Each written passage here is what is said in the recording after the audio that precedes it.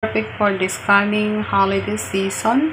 Sa kawali, ito kalahating giniling na bigas. Ito yung kalahating malagkit pala.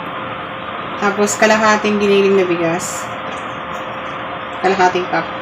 Gagamit ako ng 3/4 na wash sugar. Wash sugar ang ginamit ko para healthy tayo. Isang kutsarang baking powder. 2 eggs. 3 kutsarang butter.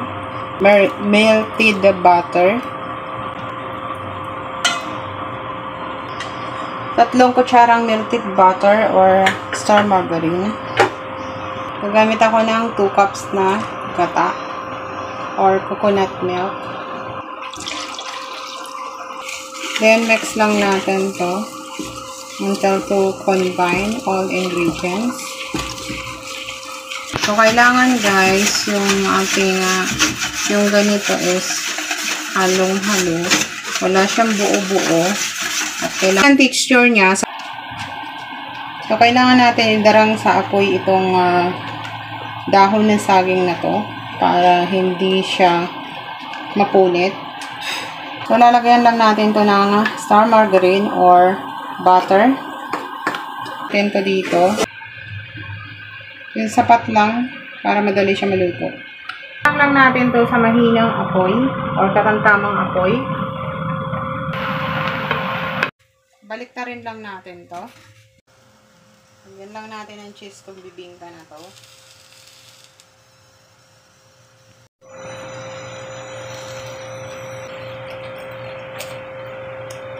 Already done na yung bibingka natin sa kawali, guys. Perfect for this coming holiday season. You can try this, guys. Madali lang siyang gawin.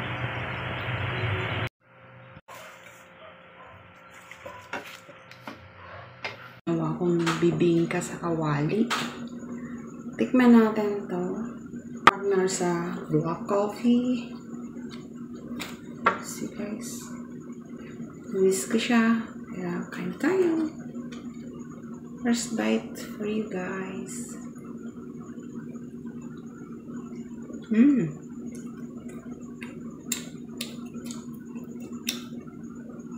Tama lang yung kanyang sugar.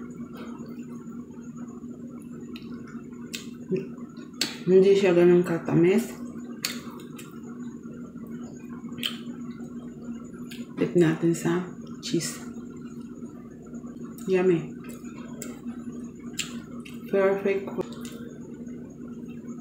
The texture is so good. Fluffy.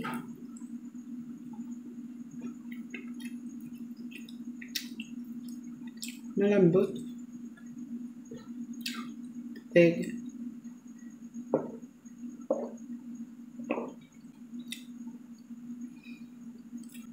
Ang sarap niya. Yummy.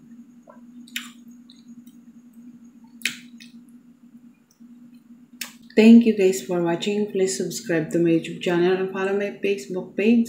If you buy something, please click the yellow basket in my TikTok shop. And please follow my TikTok. Bye!